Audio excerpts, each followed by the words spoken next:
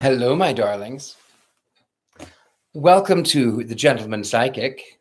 Welcome to another story time. Tonight, I have a timeless classic that the critics didn't really like. But what do critics know? Tonight, we are going to be reading The Sorrows of Satan. This novel is a late Victorian. Oh, goodness, I didn't remember to look what year it was published. I will look here. Let's see. 1896. 1896 was the year that this Sorrows of Satan was created. It tells the story of a fellow who has a chance encounter to make everything he ever dreamed of to come true. And I'm going to just share this if I can. I'll go over here and see me on here, and then I'll go back over to my Facebook. Let's see what I've got over here. Okay, oh, good. It says I'm live. Now let me share this one on the Facebook. Go right over here.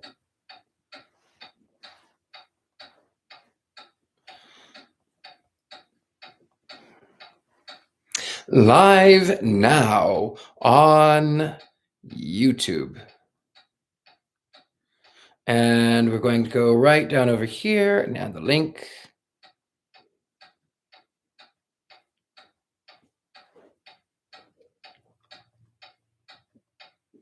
The Sorrows of Satan.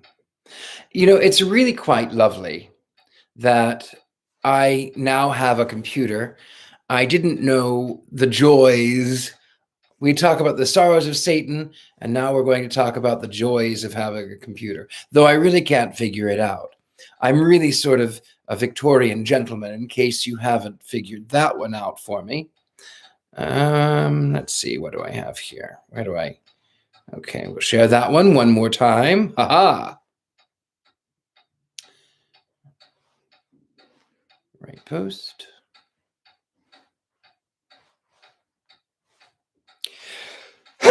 Excuse me. These dusty old books, you know. There we go. All right, darlings. And now, without further ado, well, maybe a little bit. Who do we have with us today? I have thank you for being a friend. Hello, Coley Evans. Hello, Sweet Ciara. Hello, Mary Jane King. Good evening. Dee Lucero. Thank you very much. Jim Lavelle. Hello, Liz Berger. Axton Valenwood. Good evening. How lovely. And Celine. Thank you so much. Okay, darlings. Well, we have about 10 people now, so forgive me, those who are just joining us. I will not be able to say hello to you directly because I will have my nose in a book. And since I have my nose in a book, please remember to be polite in the chats. Be kind, be courteous, because that is what being a lady or a gentleman or a gentle person is all about. All right, my dears. Now, here we go. The Sorrows of Satan.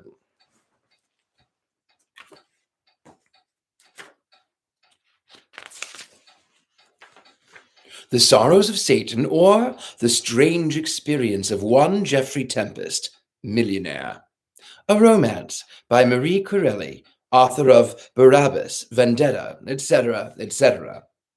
Philadelphia, F.B. Lippincott Company, 1896. Copyright 1895. The Sorrows of Satan, Chapter 1. Do you know what it is to be poor?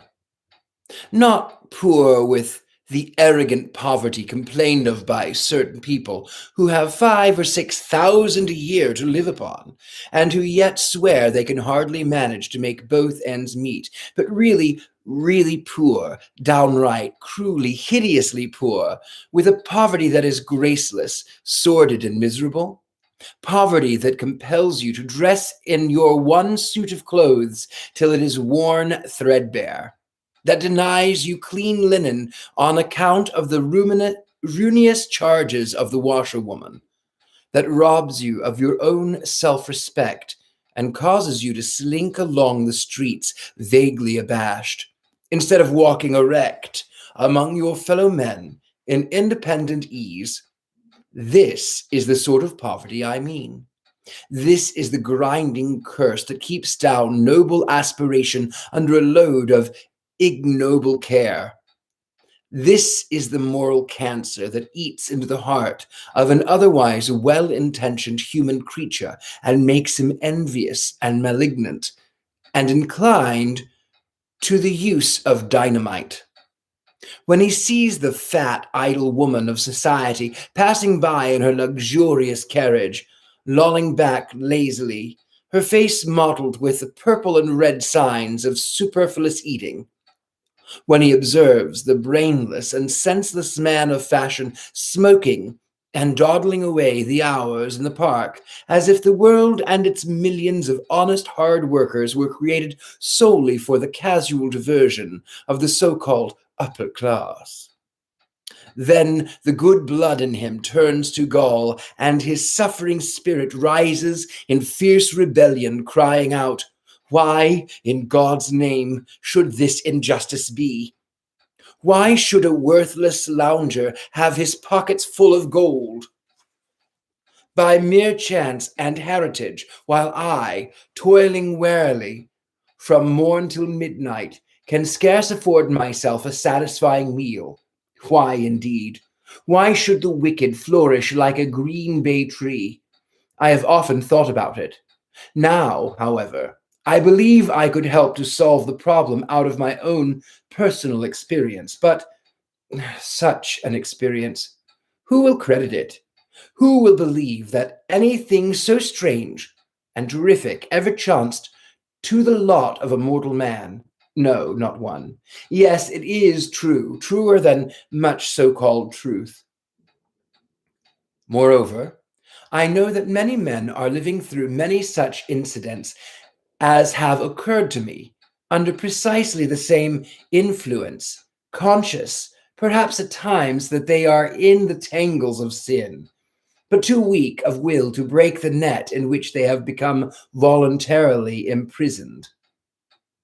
Will they be taught, I wonder, the lesson I have learned? In the same bitter school, under the same formidable taskmaster?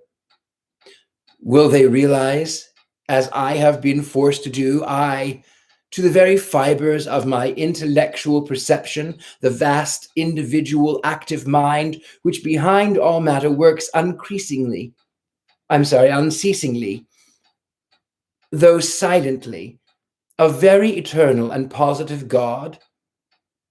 If so, then dark problems will become clear to them, and what seems injustice in the world will prove pure equity. But I do not write with any hope of either persuading or enlightening my fellow men. I know their obstinacy too well.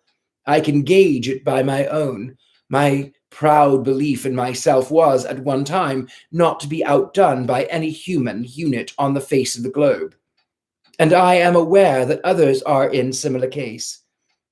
I merely intend to relate the various incidents of my career in due order, exactly as they happened, leaving to more confident heads the business of propounding and answering the riddles of human existence as best they may. During a certain bitter winter, long remembered for its Arctic severity, when a great wave of intense cold spread freezing influences not alone over the happy isles of Britain, but throughout all of Europe, I, Geoffrey Tempest, was alone in London and well nigh starving. Now, a starving man seldom gets the sympathy he merits. So few can be persuaded to believe in him.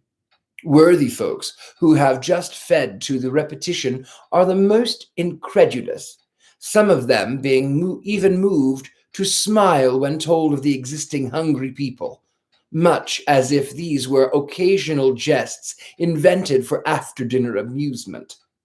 Or, with that irritating vagueness of attention which characterizes fashionable folk to such an extent that when asking a question they neither wait for the answer nor understand it when given. The well-dined groups, hearing of some one starved to death, will idly murmur, "How dreadful!"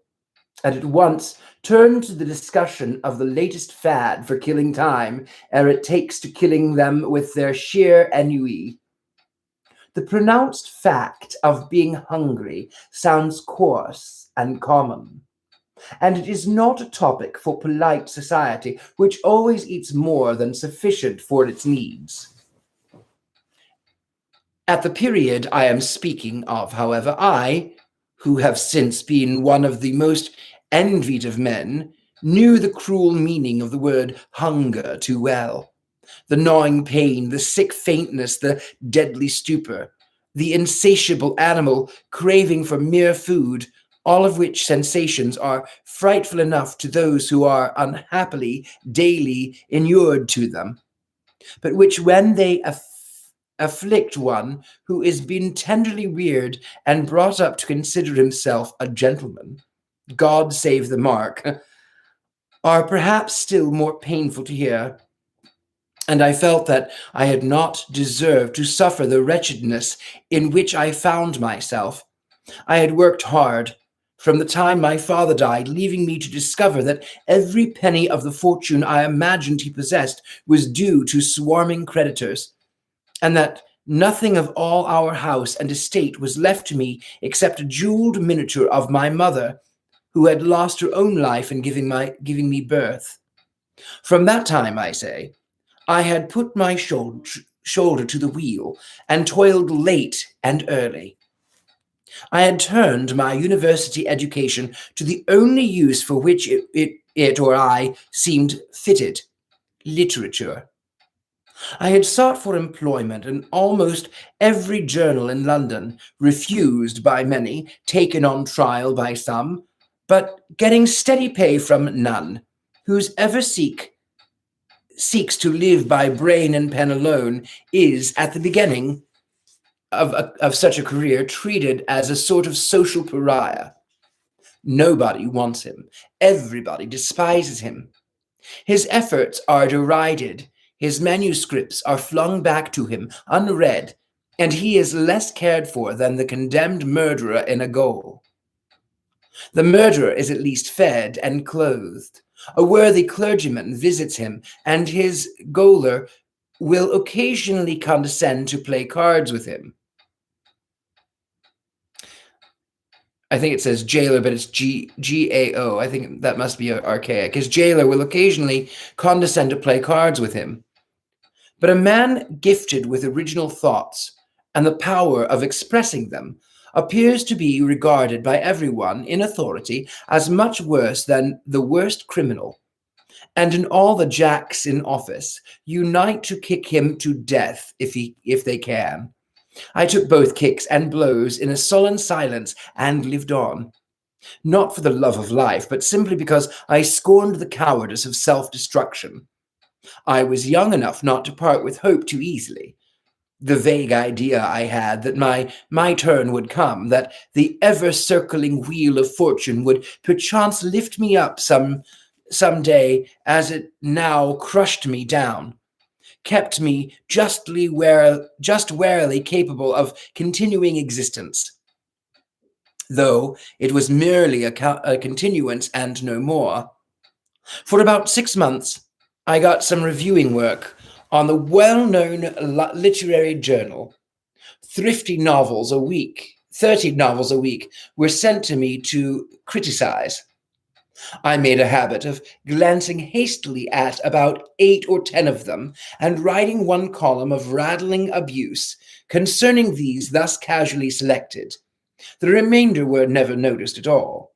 I found that this mode of action was considered smart, and I managed for a time to please the editor, who paid me the magnificent sum of 15 shillings for my weekly labor. But on one fatal occasion, I happened to change my tactics and warmly praised work which my own conscience told me was both original and excellent. The author of it happened to be an old enemy of the proprietor of the journal on which I was employed. My eulogistic review of the hated individual, unfortunately for me, appeared with the result the private spite outweighed public justice, and I was immediately dismissed. After this, I dragged on in a sufficiently miserable way, doing hack work for the dailies and living on promises that never became realities till, as I have said, in early January of the bitter winter alluded to, I found myself literally penniless and face to face with starvation. Owing a month's rent besides the poor lodging I occupied in the back street not far from the British Museum, I had been out all day, trudging from one newspaper office to another, seeking for work and finding none. Every available post was filled. I had also tried, unsuccessfully, to dispose of a manuscript of my own, a work of fiction which I knew had some merit, but which all the readers in the publishing offices appeared to find exceptionally worthless. These readers, I learned, were most of them novelists themselves who read other people's productions in their spare moments and passed judgment on them. I have always failed to see the justice of this arrangement. To me, it seems merely the way to foster mediocrities and suppress originality. Common sense points out the fact that the novelist reader, who has a place to maintain for himself in literature, would naturally rather encourage work that is likely to prove ephemeral than that which might possibly take a higher footing than his own. Be this as it may, and however good or bad the system, it was entirely prejudicial to me and my literary offspring. The last publisher I tried was a kindly man who looked at my shabby clothes and gaunt face with some commiseration. "I'm sorry," he said, "very sorry, but my readers are quite unanimous. From what I can learn, it seems to me you have been too earnest, and also rather sarcastic in certain strictures against society. My dear fellow, that won't do. Never blame society. It buys books. Now, if you could write a smart love story, slightly risque, even a little more than risque, for that matter, that is the sort of thing that suits the present age." "Pardon me," I interposed, somewhat wearily, "but are you sure you judge the public taste correctly?" He smiled a bland smile of indulgent amusement at what he no doubt considered my ignorance in putting such a query. "Of course I'm sure," he replied. "It is my business to know the public taste as thoroughly as I know my own pocket. Understand me, I don't suggest that you should write a book on any positively indecent subject. That can be safely left next to New Woman," and he laughed. "But I assure you, high-class fiction doesn't sell. The critics don't like it to begin with.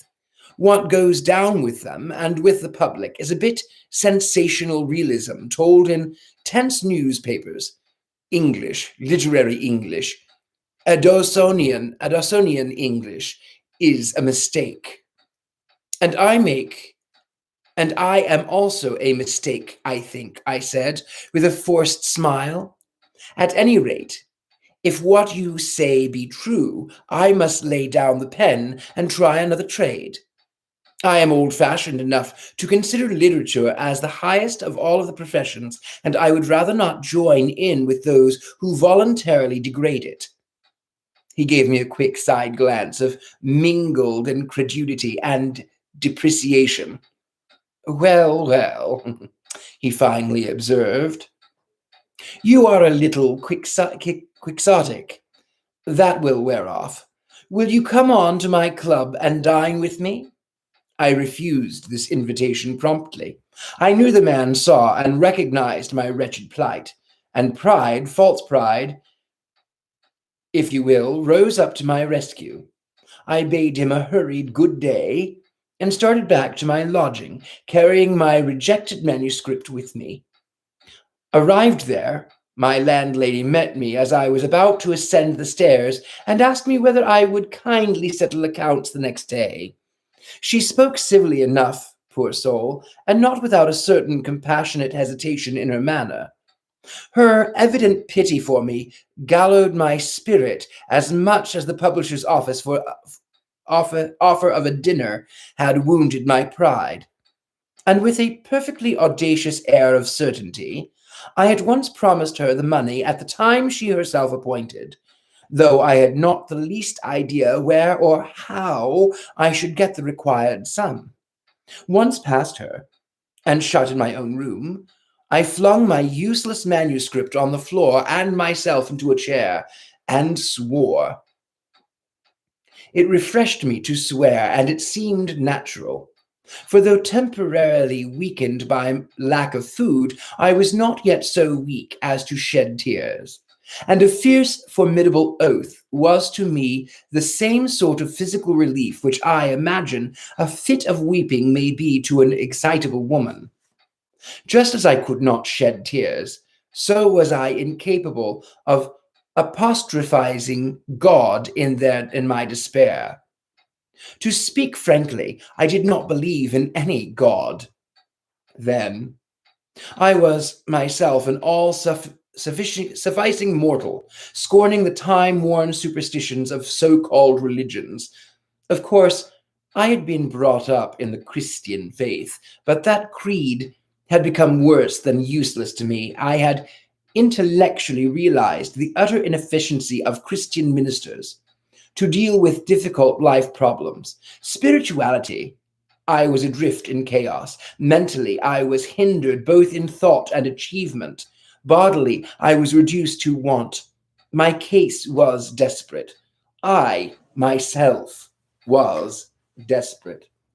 It was a moment when, if ever good and evil angels play a game of chance for a man's soul, they were surely throwing the dice on the last wager for mine. And yet, with it all, I felt I had done my best. I was driven into a corner by my fellow men who grudged me space to live in, but I had fought against it. I had worked honestly and patiently, all to no purpose.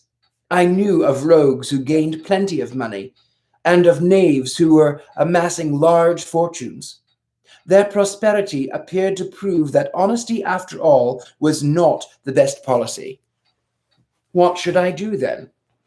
How should I begin the gestical business of committing evil, that good, personal good might come of it? So I thought, duly, if such stray, half-stupefied fancies as I was capable of deserved the name of it, the night was bitter cold. My hands were numbed, and I tried to warm them at the oil lamp my landlady was good enough to still allow me the use of, in spite of delayed cash payments.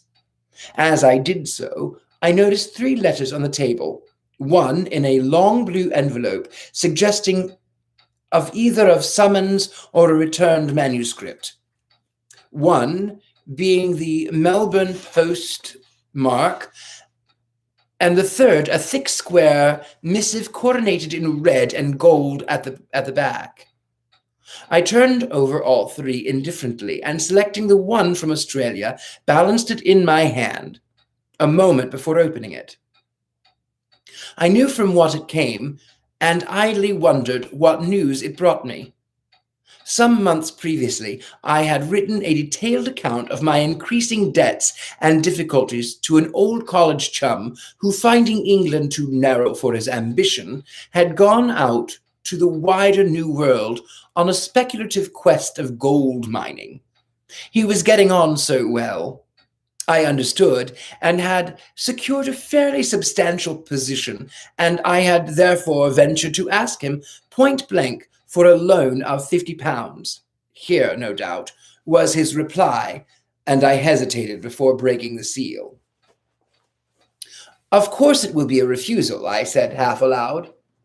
However kindly a friend may otherwise be, he soon turns crusty if asked to lend money. He will express many regrets, accuse trade in the general bad times, and hope I will soon tide over. I know the sort of thing well. Well, after all, why should I expect him to be indifferent to other men? I've no claim on him beyond the memory of a few sentimental arm-in-arm days at Oxford. A sigh escaped me in spite of myself, and a mist blurred my sight for a moment. Again, I saw the grey towers of peaceful Magdalen, and the fair green trees shading the walks in and around the dear old university town where I, and the man whose letter I now held in my hand, strolled about together as happy youths, fancying that we were young geniuses born to regenerate the world. We were both fond of classics. We were both brimful of Homer and the thoughts of the maxims of all of the immortal Greeks and Latins, and I verily believe in those imaginative days we thought we had in us such stuff as heroes are made of. But our entrance into the social arena soon robbed us of our sublime conceit. We were common working units, no more. The grind, the prose of daily life put Homer into the background, and we soon discovered that society was more interested in the latest unsavory scandal than in the tragedies of Sophocles or the wisdom of Plato. Well, it was no doubt extremely foolish of us to dream that we might help to regenerate the world in which both Plato and Christ appear to have failed. Yet, the most hardened cynic will scarcely deny that it was pleasant to look back at the days of his youth, if he can think that at least then, if only once in his life, he had noble impulses. The lamp burned badly, and I had to retrim it before I could settle down and read my friend's letter. Next door, someone was playing the violin, and playing it well, tenderly, and yet with a certain amount of brio. The notes came dancing from the bow, and I listened vaguely pleased. Being faint with hunger, I was somewhat in a listless state, bordering on stupor, and the penetrating sweetness of the music, appealing to the sensuous and aesthetic part of me, drowned for a moment the mere animal craving. "There you go," I murmured, apostrophizing the unseen musician. "Practicing away on that friendly fiddle of yours, no doubt for a mere pittance which barely keeps you alive. Possibly you are some poor wretch in cheap orchestra, or you might even be a street player and be able to live in this neighborhood of the elite starving. You can have no hope whatever of being the fashion of making your bow before royalty, or if you have that hope, it is widely misplaced. Play on, my friend, play on. The sounds you make are very agreeable and seem to imply that you are happy. I wonder if you are free, or if, like me, you are going rapidly to the devil." The music grew softer and more plaintive, and was now accompanied by the rattle of hailstones against the window panes. A gusty wind whistled under the door and roared down the chimney. A wind cold as the grasp of death and searching as a probing knife. I shivered, and bending close over the smoky lamp, prepared to read my Australian news. As I opened the envelope, a bill for £50 payable to me at a well-known London banker's fell out upon the table. My heart gave a quick bound of mingled relief and gratitude. "Why, Jack, old fellow, I wronged you," I exclaimed. "Your heart is in the right place after all." And profoundly touched by my friend's ready generosity, I eagerly perused his letter. It was not very long, and had evidently been written off in haste. "Dear Jeff, I'm sorry to hear that you are down on your luck. It shows what a crop of fools are still flourishing in London, when a man of your capability cannot gain his proper place in the world of letters and be fittingly acknowledged. I believe it is all a question of wire pulling, and money is the only thing that will pull the wires. Here is the 50 you ask for, and welcome. Don't hurry about paying it back. I am doing you a good turn this year by sending you a friend. A real friend, mind you. No sham. He brings you a letter of introduction from me. And between ourselves, old man, you cannot do better than put yourself and your literary affairs entirely in his hands. He knows everybody, and is up to all of the dodges of editorial management and newspaper cliques. He is a great philanthropist besides, and seems particularly fond of the society of the clergy. Rather a queer taste, you will say, but his reason for such preference is, as he has explained to me quite frankly, that he is so enormously wealthy that he does not quite know what to do with his money. And the reverend gentlemen of the church are generally ready to show him how to spend some of it. He is always glad to know of some quarter where his money and influence, he is very influential, may be useful to others. He has helped me out a very serious hobble, and I owe him a big debt of gratitude. I've told him all about you. What a smart fellow you are, and what a lot dear old alma mater thought of you. And he has promised to give you a lift up. He can do anything he likes, very naturally, seeing that the whole world of morals, civilization, and the rest of the subservient to the power of money, and his stock of cash appears to be limitless. Use him. He's willing and ready to be used. And write and let me know how you get on. Don't bother about the 50 till you feel you have tided over the storm. Ever yours, Buffles. I laughed as I read the absurd signature. Though my eyes were dim with something like tears, Buffles was the nickname given to my friend by several of our college companions, and neither he nor I knew how it first arose. But no one except the Dons ever addressed him by this proper name, which was John Carrington. He was simply Buffles, and Buffles he remained, even now, for all those who had been his intimates. I refolded and put his letter and draft for the £50, and with a passing vague wonder as to what manner of man the philanthropist might be who had more money than he knew what to do with, I turned to the consideration of my other two correspondents, relieved to feel that now, whatever happened, I could settle up arrears with my landlady the next day, as I had promised. Moreover, I could order some supper and have a fire lit to cheer my chilly room. Before attending to these creature comforts, however, I opened the long blue envelope that looked so like a threat of legal proceedings, and unfolding the paper within it, stared at it amazedly. What was it all about? The written characters danced before my eyes. Puzzled and bewildered, I found myself reading the thing over and over again without any clear comprehension of it.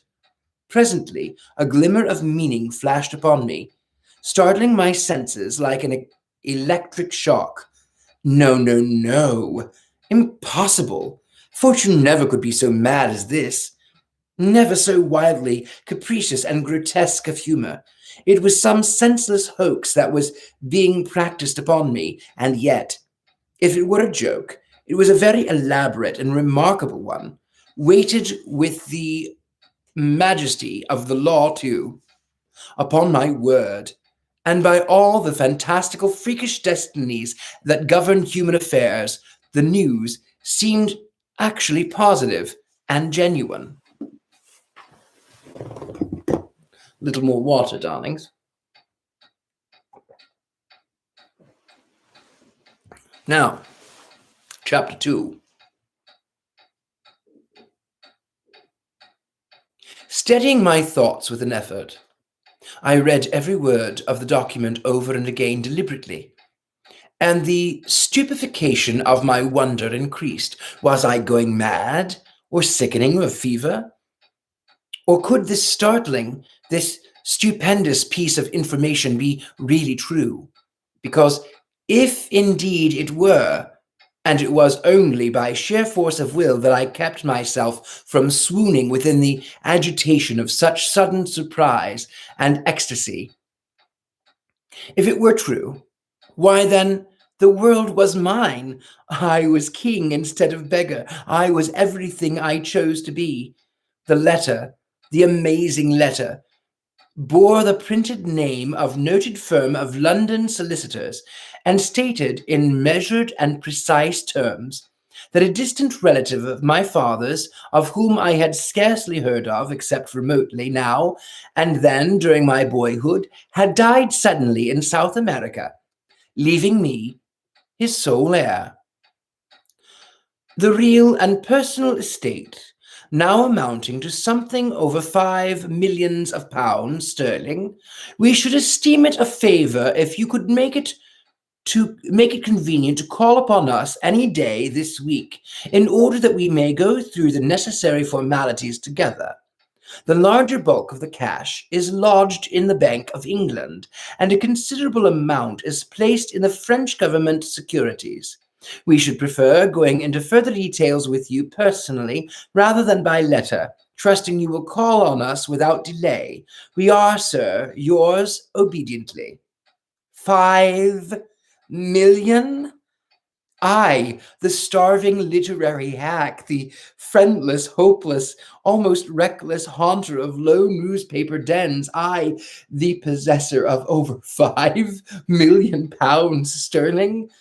I tried to grasp the astounding fact, for fact it evidently was, but could not be. It seemed to me a wild delusion born of the dizzy vagueness which lack of food engendered in my brain. I stared round the room, the mean, miserable furniture, the fireless grate, the dirty lamp, the low truckle bedstead, the evidence of penury and want on every side. And then, the overwhelming contrast between the poverty that environed me and the news I had just received struck me as the wildest, most ridiculous incongruity I had ever heard of or imagined, and I gave vent to a shout of laughter. Was there ever such a caprice of mad fortune? I cried aloud. Who would have imagined it? Good God! I, I of all men in the world, to be suddenly chosen out of this luck.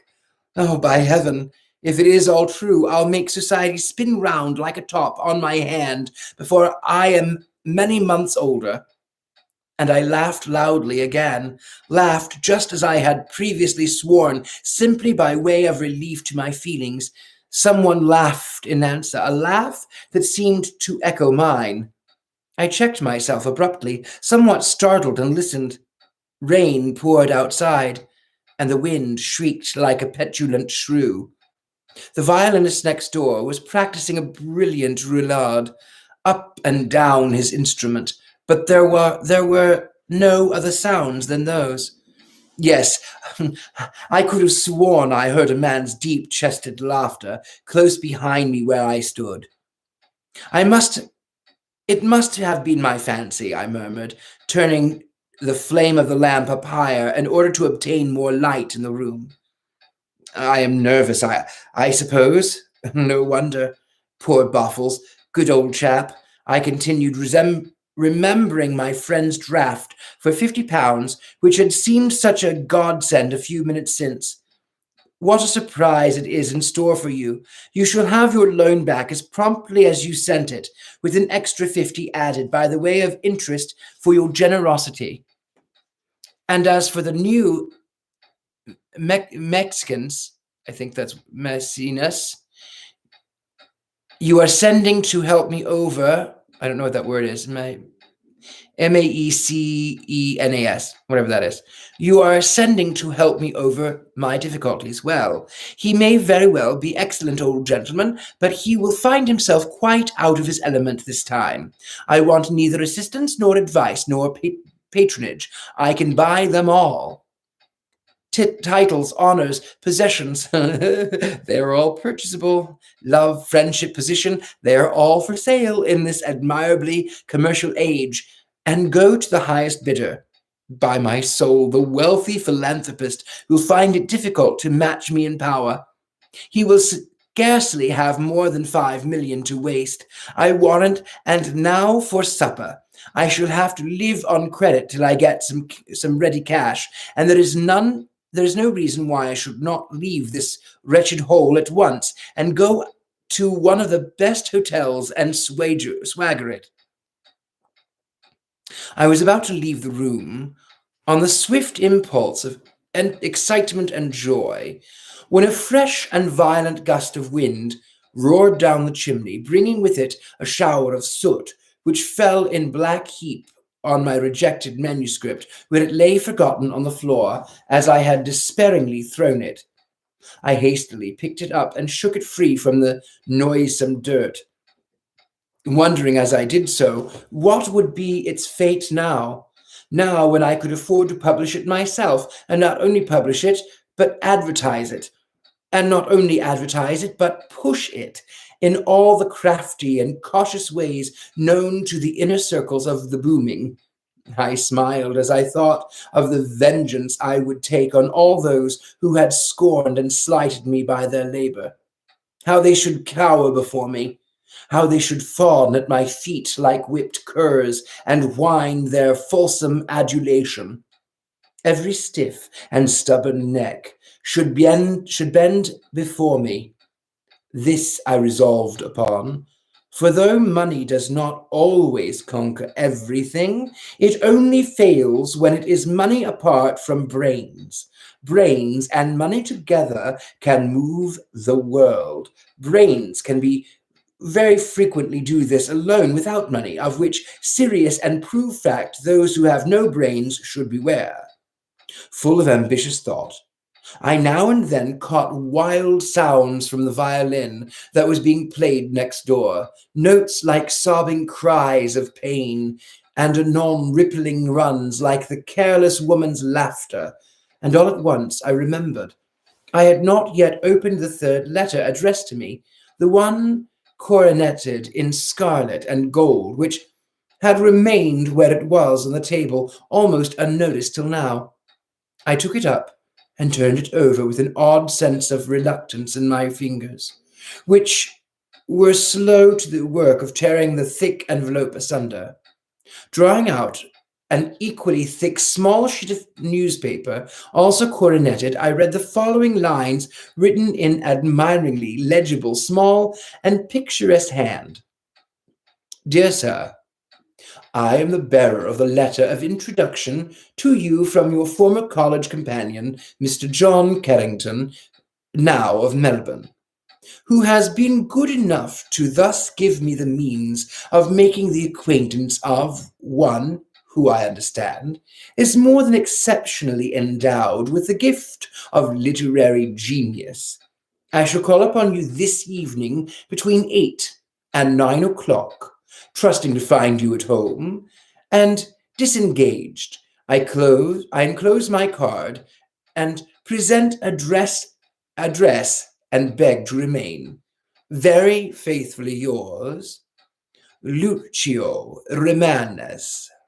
The card mentioned dropped on the table as I finished reading the note. It bore a small, exquisitely engraved coronet and the words, Prince Lucio Rimanes, while scribbled lightly in pencil underneath was the address, Grand Hotel. I read the brief letter through again. It was simple enough, expressed with clearness and civility. There was nothing remarkable about it, nothing whatever, yet it seemed to me surcharged with meaning. Why, I could not imagine a curious fascination. I could not imagine A curious fascination kept my eyes fastened on the characteristic bold handwriting and made me fancy I should like the man who penned it. How the wind roared, and how the violin next door wailed like the restless spirit of some forgotten musician in torment. My brain swam, and my heart ached heavily. The drip, drip, drip of the rain outside sounded like the stealthy footfall of some secret spy upon my movements. I grew irritable and nervous. A foreboding of evil somehow darkened the bright consciousness of my sudden good fortune. Then an impulse of shame possessed me, shame that this foreign prince, if such he were, with limitless wealth at his back, should be coming to visit me now a millionaire, in my present wretched lodging.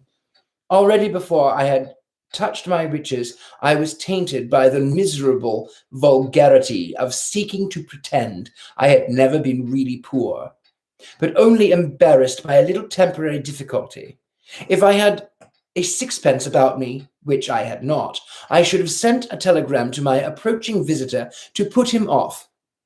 But in any case, I said aloud, addressing myself to the empty room and the storm echoes, I will not meet him tonight. I'll go out and leave no message, and if he comes, he will think I have not yet had his letter. I can make an appointment to see him when I am better lodged, and dressed more in keeping with my present position.